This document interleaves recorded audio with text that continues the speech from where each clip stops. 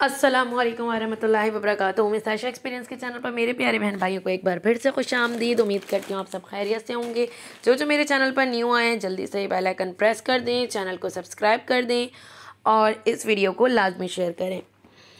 हमल के दौरान की कुछ ऐसी बातें हैं जो कि बहुत इम्पॉर्टेंट होती हैं, जो कि मैंने आप लोगों को बताया है कि मैं बहुत एक्सपीरियंसेस के साथ बताती हूँ। तो आज का टॉपिक भी कुछ ज़्यादा अहम है। ऐसे खाने हैं जो प्यारी हामला बहनों को लाजमी खाने चाहिए, जिससे एक साइंसी लिहाज से भी कहा जाता है कि बच्चा जो है ज़हीन होता है। और अगर तो आप अकीदा ईमान रख के, जैसे मैं हर वीडियो में आप लोगों को कहती हूँ कि अकीदा ईमान का होना बहुत ज़्यादा ज़रूरी है। अकीदा ईमान रख कर अगर आप खाएंगे और ख़ास करके अल्लाह से दुआ करके खाएंगे कि अल्लाह इसकी बरकत से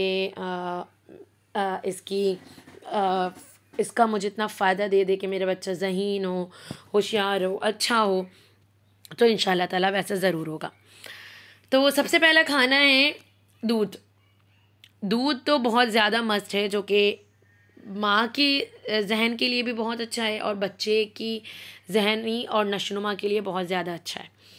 दूध तो अमूमन डॉक्टर्स भी कहते हैं कि आपने लाजमी पीना है। आप एक बार सुबह पिएँ एक गिलास रात में आप लाजमी पिएँ। और दूध तो ऐसी चीज़ है जो कि हमल के दौरान बिल्कुल मना नहीं होती। दूसरे नंबर पर आते हैं एग्स।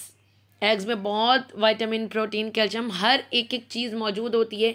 प्रेगनेंसी के बाद भी बच्चे को खिलाना, जब बच्चा थोड़ा बड़ा होता है, और प्रेगनेंसी में रहते हुए माँ का खाना भी बहुत ज़्यादा ज़रूरी है। लेकिन उस बिना पर जब आपको डॉक्टर मना ना करें, क्योंकि ऐसे प्रेगनेंसी में, क्योंकि एग चूँकि गर्म होता है, एग की जो जर्दी होती है वो गर्म होती है, तो बहुत सी प्रेगनेंसी में ऐसे प्रॉब्लम्स होते हैं जो एग के जर्दी खाने से डॉक्टर मना करते हैं। जैसे मैं अपना एक्सपीरियंस बता रही हूँ, मुझे स्टार्टिंग में जर्दी खाने मना किया था डॉक्टर ने, क्योंकि मेरे कॉम्प्लिकेशंस थे। तो अगर डॉक्टर आपको बोल रहे हैं खाने, तो आप खाएँ। ये भी नहीं कि बहुत ज़्यादा खाएँ, एक टाइम आप लाजमी खाएँ, छोड़े नहीं।